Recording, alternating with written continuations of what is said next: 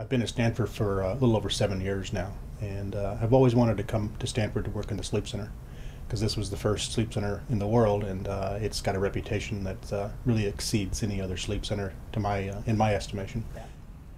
I'm the manager of the Sleep Disorder Center and also manager for integrative medicine. And what's interesting to me is that nobody knows why people have to sleep. And in all these years of research, they haven't the slightest idea why we all have to sleep. But if one's sleep deprived, that the patients start to really deteriorate. Their skin actually deteriorates. They start hallucinating. They become very neurotic and actually get physically ill. And eventually they'll die from lack of sleep.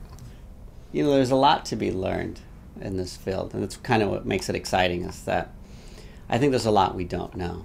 You know, sleep is one of the newer fields.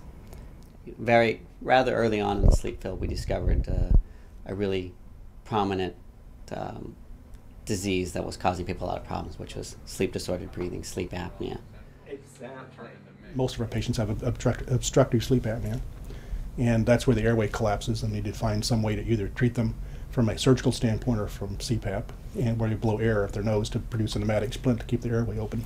The first CPAP machine ever built was designed by Bill DeMint, and this is the kind of the serial number for this. And then you strap it on, and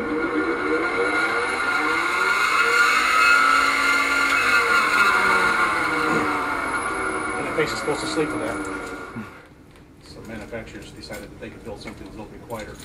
The machines now are so quiet, the only noise you hear is the airway seeping out of the mask. You don't even hear the machines anymore. And that's kind of the quick story of obstructive sleep apnea and its treatment.